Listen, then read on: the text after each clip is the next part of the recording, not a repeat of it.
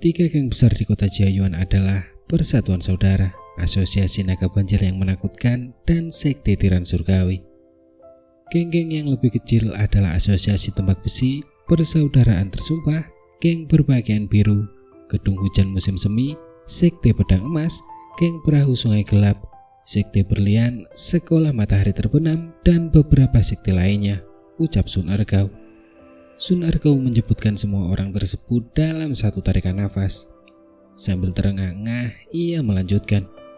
Yang terkuat dari tiga faksi besar adalah Sekte Tiran Surgawi. Sekte ini bersekutu dengan Sekte Pedang Emas dan Geng Berpakaian Biru.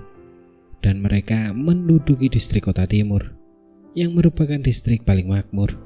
Serikat Persaudaraan yang sedikit lebih lemah bersekutu dengan Asosiasi Tembak Besi, Geng Perahu Sungai Gelap, dan Persaudaraan Tersumpah menduduki distrik Kota Utara.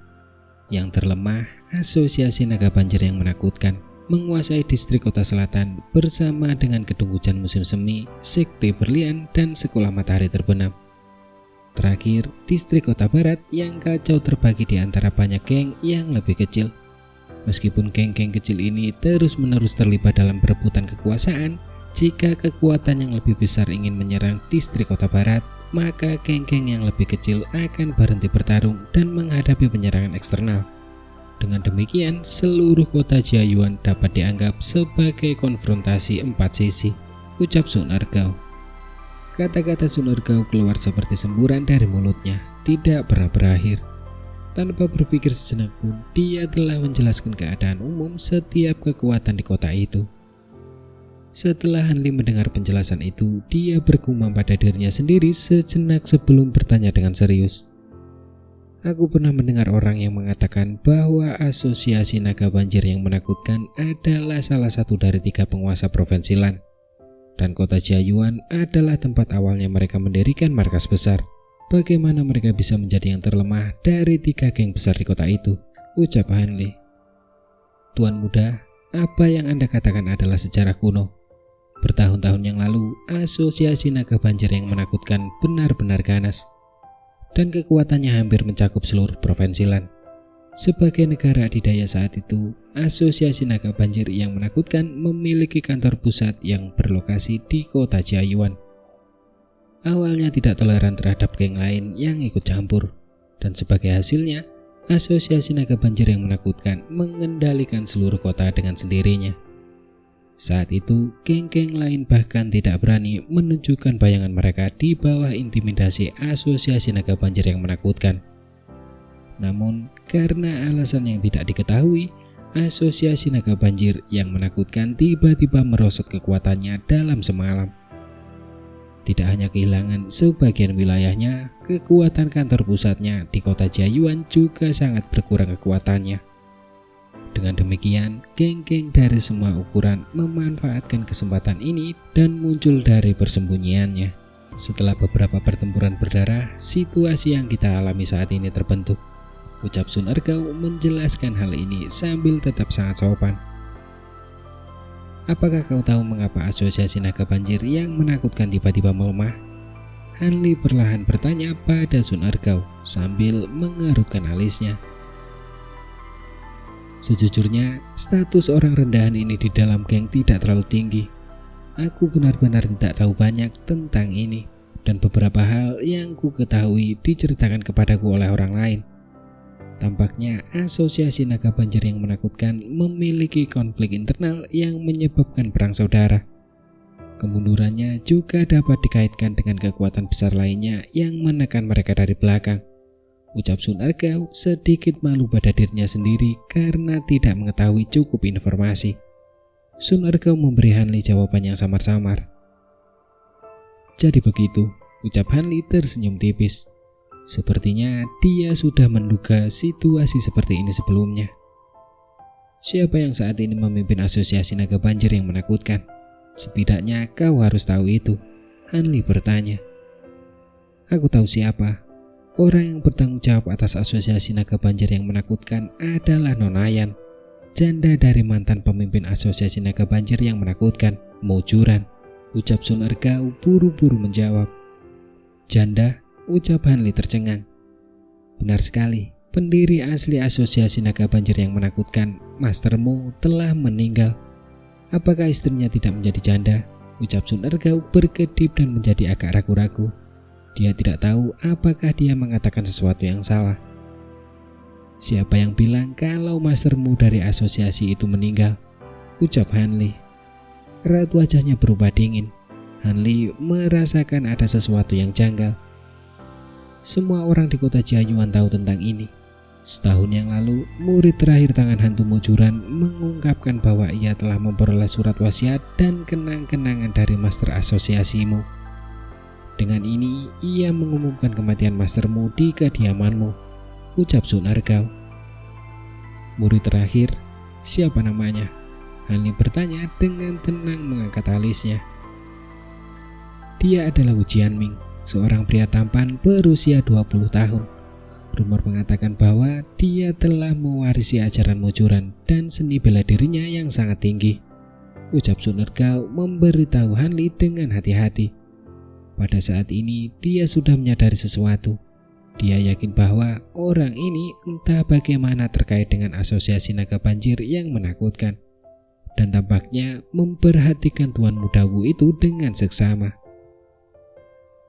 Selain itu, Sun Ergao tampak ingin mengatakan sesuatu, tapi tidak berani.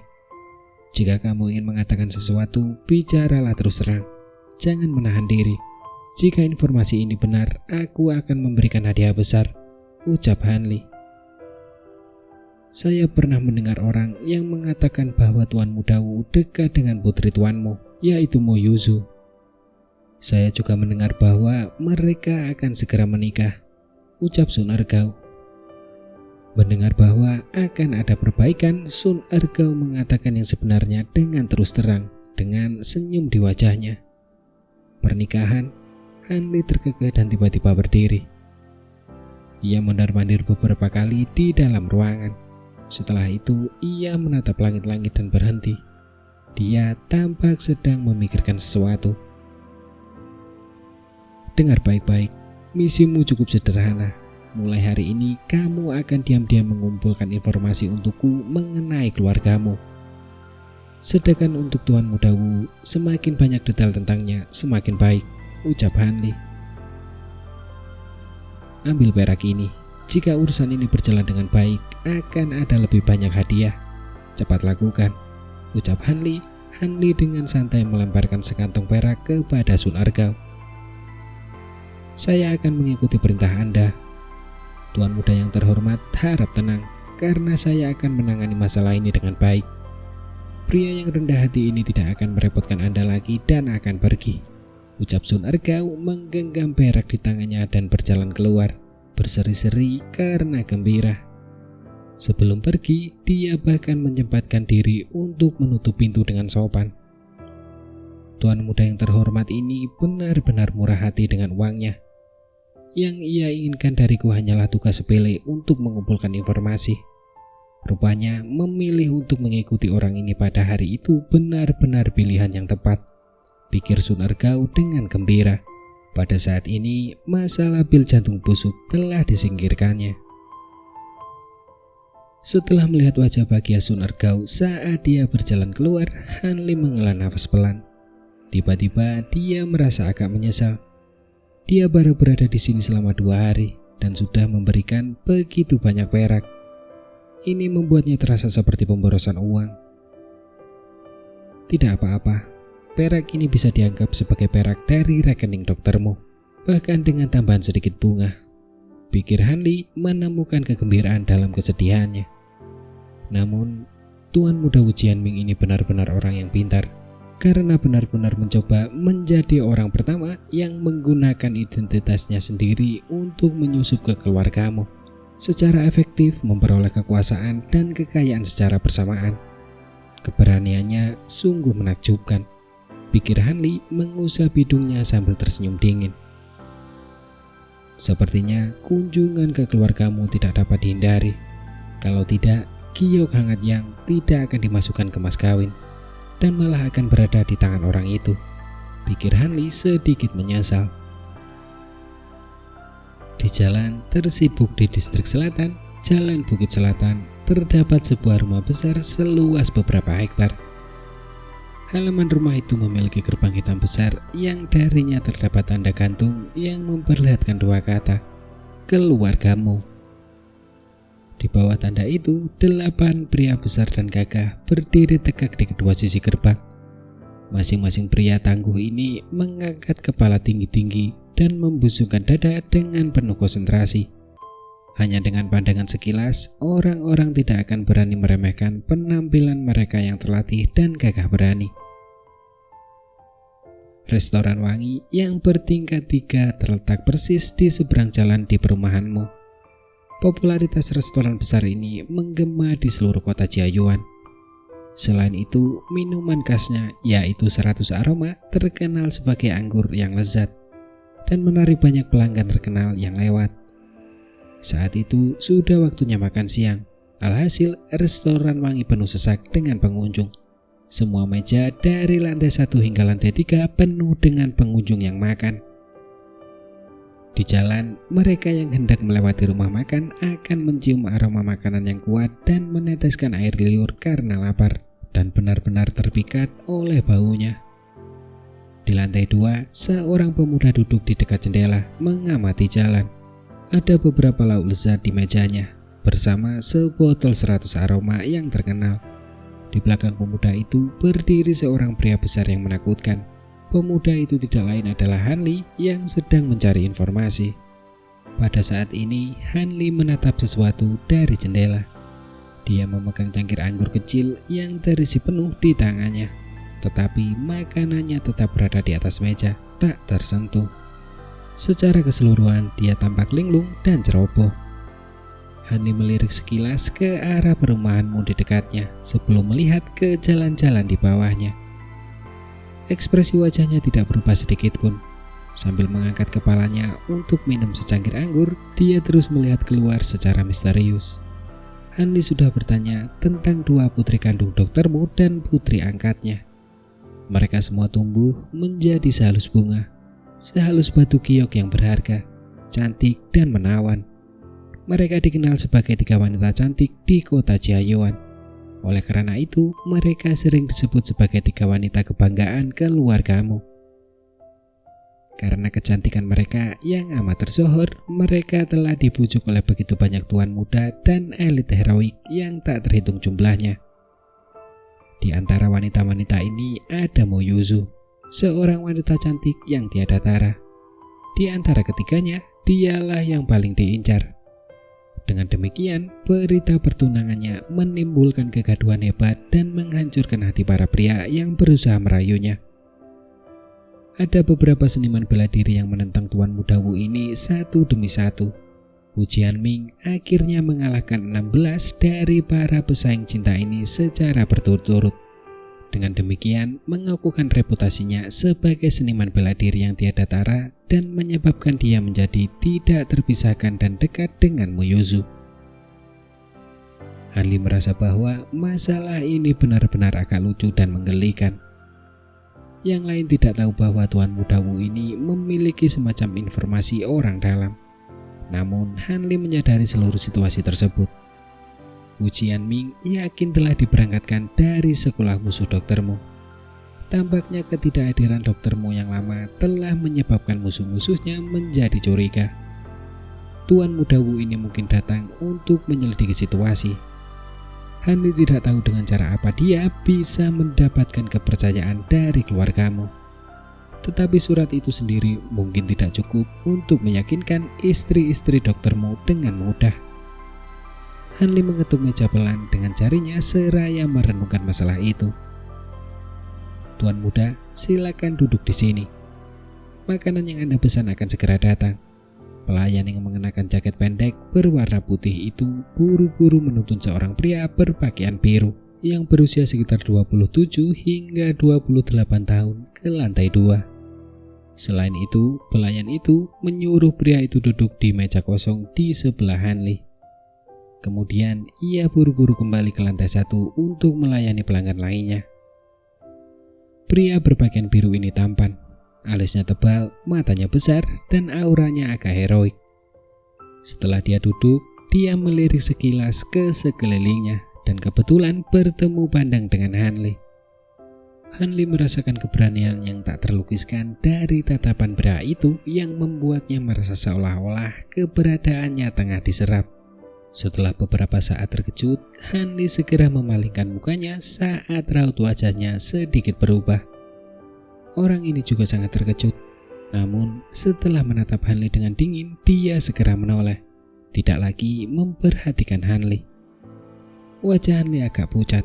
Sesaat yang lalu, sekilas melihat orang itu membuatnya merasa seperti isi perutnya terlihat dari dalam keluar, membuatnya sangat terkejut. Itulah pertama kalinya Hanli mengalami tatapan seperti itu. Tatapan yang membuatnya merasa seakan seluruh keberadaannya terekspos sepenuhnya. Setelah lelaki berbaju biru itu menunggu hidangannya memenuhi meja, ia pun mulai makan. Ia tidak hanya makan dengan lahap, ia juga makan seolah-olah tidak ada orang lain di sana. Pada saat ini, Hanli yang frustasi agak gelisah dan khawatir. Meskipun saat ini dia tidak menggunakan teknik mata langit untuk mengamati pria itu, dia merasakan sejumlah besar energi spiritual samar-samar terpancar dari tubuh pria itu, membuat Hanli kaku karena kagum. Dia jelas mengerti dari kekuatan sihir orang ini bahwa kultivasi pria itu tidak diragukan lagi jauh lebih dalam daripada dirinya sendiri. Dulu, ketika ia melihat kultivator Yu Zitong dan biksu cahaya emas, ia hanya melihat kekuatan sihir yang lemah dan menyedihkan, yang sama sekali tidak memiliki esensi dasar kehidupan. Setelah bertemu dengan mereka, ia dapat dengan mudah menyingkirkan mereka berdua. Jadi Hanli masih belum mengerti banyak tentang kultivator. Dalam benaknya, kultivator adalah keberadaan yang misterius. Ia benar-benar tidak tahu bagaimana ia harus menanggapi kultivator lain yang lebih kuat darinya. Tidak bisakah aku memperlakukan lelaki berbaju biru ini seperti biksu cahaya emas dan membunuhnya tanpa basa-basi dengan tanganku sendiri? Pikir Hanli tak kuasa menahan diri untuk berpikir ke arah yang terburuk. Sementara pikiran Hanli yang kacau dan takut, pria berpakaian baju biru itu telah selesai makan. Dia menyeka mulutnya dengan handuk tangan, menjatuhkan batangan perak di atas meja, dan pergi begitu saja. Dari awal hingga akhir, dia tidak pernah melihat Hanli lagi setelah pandangan pertama mereka. Tampaknya pria itu telah sepenuhnya melupakan Hanli. Hanli menunggu hingga orang ini benar-benar meninggalkan restoran sebelum menghembuskan nafas dalam-dalam dan berbaring di kursinya. Meskipun waktu makan pria berpakaian biru itu singkat, Hanli merasa seolah-olah sehari penuh telah berlalu. Tekanan yang membebani pikirannya terlalu besar. Ia merasa seolah-olah baru saja bertempur dalam pertempuran hidup dan mati. Pada saat itu, orang berpakaian biru itu muncul di sudut jalan. Seorang pria berusia 30 tahun mengenakan jaket kuning sedang menunggunya di sana. Kakak keempat, mengapa kau datang terlambat? Kita masih harus bertemu dengan kakak tertua dan yang lainnya. Pria berjaket kuning itu terdengar sedikit tidak puas dalam suaranya. Kakak kedua, jangan marah. Hanya saja aku sudah tidak makan makanan manusia selama beberapa tahun. Aku hanya pergi untuk mencicipinya. Orang berpakaian biru itu berkata dengan senyum gembira. Dasar rakus, berapa kali aku harus mengatakan ini? Kita para kultivator abadi harus membersihkan hati kita dari keinginan dan menjauhi kerakusan. Tetapi kau tidak pernah mendengarkan. Konsumsimu paling tidak akan sangat merusak sifatmu. Pria berjaket kuning itu melotot ke arah orang berpakaian biru dan menceramahinya dengan masam. Aku tahu, kau tidak perlu menceritakannya lagi padaku. Oh ya, di restoran tadi aku melihat seorang kultivator lain. Orang berpakaian biru itu mencoba mengalihkan topik pembicaraan. Dengan tergesa-gesa menyebutkan pertemuannya dengan Hanli. Benarkah? Apakah kekuatan sihirnya dalam atau dangkal? Benar saja, hal ini menarik perhatian pria berjaket kuning itu. Kekuatan sihirnya cukup ringan. Sepertinya basis kultivasinya baru mencapai lapisan ke-7 atau ke-8. dia hampir tidak memiliki kualifikasi untuk berpartisipasi dalam majelis kenaikan abadi. Ini sungguh tidak masuk akal. Dengan kekuatan sihirnya yang dangkal seperti itu, apakah dia datang ke Provinsi Lan untuk memanfaatkan semacam peluang? Mungkinkah dia benar-benar percaya bahwa dia akan menemukan kesuksesan yang tak terduga dan memperoleh kemenangan terakhir di majelis kenaikan abadi yang agung? Pria berpakaian biru itu melontarkan kata-kata ini dari mulutnya. Apakah dia muda atau tua? Ucap pria berjaket kuning. Dia tampak berusia 17 hingga 18 tahun, jawab pria berbaju biru. Jika memang begitu, dia pasti mengikuti para tetua di sini untuk menambah pengalaman dan memperluas wawasannya. Aku rasa dalam pertemuan kenaikan abadi 10 tahun dari sekarang, bakat ini benar-benar akan dapat berpartisipasi. Pria berjaket kuning itu berkata sambil tersenyum. Tidak salah kalau kau mengatakan begitu, bakatnya bisa dibilang lumayan. Kalau dia kembali 10 tahun lagi, dia bisa menyamai levelku, kata pria berbaju biru dengan bangga. Berhentilah membanggakan diri. Basis kultivasimu baru mencapai lapisan ke-10. Setiap tahun majelis kenaikan abadi menghasilkan banyak kultivator di level ini. Setelah kamu berlatih hingga lapisan ke-11 atau ke-12, maka kamu akan diberikan kualifikasi untuk membanggakan diri. Pria berjaket kuning itu berkata sambil tertawa ringan. Itu benar. Jika aku tidak menggunakan pil pembentukan pondasi, aku bisa berlatih hingga ke tingkat yang lebih tinggi dari lapisan ke-10. Tapi majelis kenaikan abadi mana yang bisa aku ikuti? Aku tidak akan bisa menemukan seorang guru. Pria berpakaian biru itu cemberut dan bergumam sebelum mengikuti pria berjaket kuning dan meninggalkan area itu. Hanli tentu saja tidak tahu tentang percakapan antara pria berpakaian biru dan pria berjaket kuning. Dia masih merayakan kenyataan bahwa dia baru saja lolos dari malapetaka. Meskipun dia marah dengan ketidakpedulian pria berpakaian biru itu padanya, Hanli sangat jelas tentang perbedaan kekuatan mereka. Sekarang setelah dia dalam tanda kutip melarikan diri, dia merasa seolah-olah dia baru saja lolos dari kematian. Jadi Hanli menjadi sangat santai. Setelah pertemuannya dengan lelaki berpakaian biru itu, Hanli tidak bisa tenang. Jadi dia tidak bisa memulihkan ketenangan pikirannya yang semula. Sambil mendesah, Hanli berdiri dan bersiap meninggalkan penginapan. Pada saat ini, suara derap langkah kuda tiba-tiba terdengar di jalan besar di luar penginapan. Suara itu semakin dekat dan dekat saat kuda-kuda itu berlari kencang ke sekitarnya.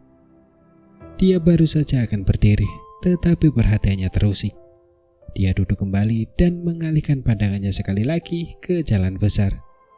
Menurut laporan Sunan Regao, suara-suara yang dibuat oleh kuda-kuda yang datang adalah tanda bahwa putri tertua keluargamu, Muyuzu, kembali ke kota dari perjalanan di luar.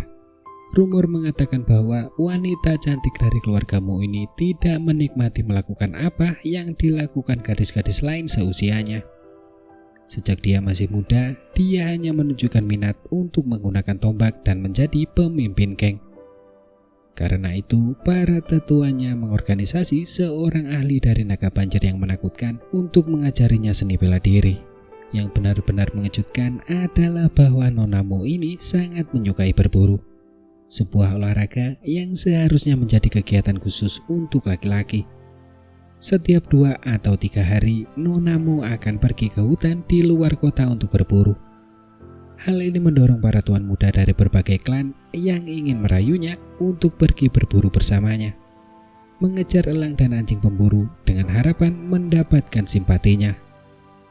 Tentu saja setelah tuan muda Wu tiba, ia juga ikut dalam kegiatan ini. Setelah Hani mendengar berita itu, dia juga penasaran dengan putri sulung dari keluarga Mu ini. Lagi pula, gadis dengan karakter seperti itu jarang terlihat. Dia berharap wanita seperti itu tidak akan mengecewakannya. Sekarang ada lebih dari 10 penunggang kuda yang berlari kencang dari ujung jalan. Penunggang kuda paling depan terdiri dari seorang pria dan seorang wanita. Si pria memiliki sepasang alis berbentuk pedang, tatapan mata yang tajam, sosok yang kurus, dan penampilan seorang pemuda yang tampak tampan dan heroik. Sedangkan si wanita mengenakan pakaian berburu berwarna merah menyala, bersama dengan kerudung berwarna ungu untuk menutupi wajahnya, menyembunyikan fitur wajahnya. Dalam sekejap mata, sekelompok pemburu melewati bagian depan penginapan, melewati pandangan Hanli dan akhirnya berhenti di gerbang keluargamu. Dua orang penjaga berbadan kekar yang tadinya berdiri di sana langsung menyambut mereka. Salah seorang penjaga, seorang pria dengan wajah penuh bopeng, menyapa dengan hormat. "Nona muda dan Tuan Wu, kalian berdua sudah kembali. Bagaimana hasil panen hari ini?" ucap pria itu. "Tidak terlalu buruk. Tang Er, bawa kudanya pergi dan bantu aku mengurus hewan liar ini." Wanita yang mengenakan pakaian berburu itu memberi perintah. Sebelum turun dari kudanya, dia mengulurkan tangannya untuk membuka cadar yang menutupi wajahnya, memperlihatkan wajah yang dapat mengejutkan hati dan menggerakkan jiwa. "Dimengerti, Nona." Orang yang bernama Tang Er itu menunjukkan bahwa dia bahkan tidak berani menatap wajah menawan wanita itu saat dia buru-buru mengambil alih kendali dan menuntun kudanya pergi, berjalan menuju gerbang samping. "Meskipun penginapan dan kediamanmu berada jauh, Hanli masih dapat melihat sekitar 70 hingga 80% dari wajah gadis itu saat ia tanpa sadar menarik napas dalam-dalam. Kulit putih bersih itu, hidung mungil itu, mata hitam berkilau itu, dan bibir merah delima itu, semuanya mampu menenggelamkan ikan dan menyebabkan angsa jatuh dari langit. Wanita ini tidak lain adalah Mo Yuzu. Tidak heran dia mampu membuat semua tuan muda di kota Jiayuan tergila-gila padanya. Bagi wanita cantik seperti itu, bahkan menumbangkan kerajaan bukanlah hal yang aneh. Pikir Hanli tidak bisa tidak memikirkannya seperti itu. Saat itu, para pemburu lain di belakang pemuda tampan itu sudah turun. Para pelayan keluar dan menuntun kuda mereka pergi. Pemuda itu tersenyum saat berjalan ke depan Mo Yuzu dan membisikkan sesuatu padanya, menyebabkan wajah Nonamu memerah. Dia dengan lembut memukul bahu pemuda laki-laki itu sebelum dengan malu-malu meliriknya dan akhirnya berlari melewati gerbang. Pemuda itu tertawa saat berjalan masuk dengan sikap elegan. Orang ini adalah Wu Jianming. Dia benar-benar tahu cara membujuk seorang gadis. Bagaimanapun penampilannya masih lumayan, Hanli berkata dengan masam dalam hatinya. Dia tahu bahwa jika mereka bersaing berdasarkan penampilan, tidak mungkin baginya untuk menang melawan pemuda tampan itu. Sepertinya Mo Yuzu dan tuan muda tampan ini punya hubungan yang dalam, pikir Hanli. Dia mengerutkan kening, merasa sedikit tertekan. Baginya, masalah ini tidak akan diselesaikan semudah yang dibayangkan. Apapun yang terjadi, aku harus mendapatkan dan mengamankan batu giok hangat yang. Bagaimanapun, ada racun yin yang luar biasa di tubuhku yang mungkin meledak lebih awal dari tanggal yang diperkirakan, ucap Hanli sangat khawatir dan cemas. Dia merenungkan tentang keluargamu lagi sebelum memanggil pelayan, melunasi tagihannya dan kembali ke penginapan tempat dia menginap. Setelah mempertimbangkannya dengan matang, Hanli memutuskan untuk menggunakan cara yang paling langsung dan efektif. Ia berencana menyusup ke kediaman di tengah malam dan mengunjungi Nyonya Yan, istri mantan pemimpin Asosiasi Naga Banjir yang menakutkan. Ia bermaksud menggunakan barang-barang yang ditinggalkan doktermu untuknya dan mengungkap penipu di kediamanmu. Mengenai bagaimana ia akan mendapatkan batu giok berharga itu, ia hanya bisa menunggu dan melihat, bergerak selangkah demi selangkah. Karena sudah memutuskan, Hanli tidak lagi memikirkan konsekuensi keputusannya. Ia memejamkan mata dan mulai mempersiapkan diri secara mental untuk aktivitas malamnya. Namun, wajah cantik Mo Yuzu terus muncul di benaknya selama rentan waktu ini. Tidak peduli apa yang dia lakukan, dia tidak dapat menghilangkan pikirannya tentangnya. Apakah aku jatuh cinta pada gadis itu? Hanli bertanya pada dirinya sendiri, dan sedikit tidak wajar. Ia menghibur dirinya sendiri dengan berkata, betapa cantiknya dia. Wajar saja kalau aku tertarik padanya. Aku mungkin tidak bisa menyukainya, ucap Hanli. Sebagai seseorang yang sudah setengah langkah meniti jalan kultivasi, Meski sebelumnya dia belum pernah menjalin hubungan, Hanli tetap berusaha sebisa mungkin menghindari hal-hal seperti cinta dan hubungan dekat antara lawan jenis, sekalipun sebelumnya dia belum pernah melakukannya. Sekitar pukul 3 pagi, Hanli berganti pakaian hitam dan menyelinap keluar dari penginapan. Dia dengan ringan melesat melewati atap dan dengan mudah menghindari patroli di jalan, tiba di luar kediamanmu. Setelah dia memeriksa, dia tersenyum sendiri, lalu berubah menjadi asap. Saat dia melayang melewati mata para penjaga, dia memasuki halaman belakang keluargamu tanpa diketahui mereka atau membuat mereka menyadari sesuatu yang tidak biasa.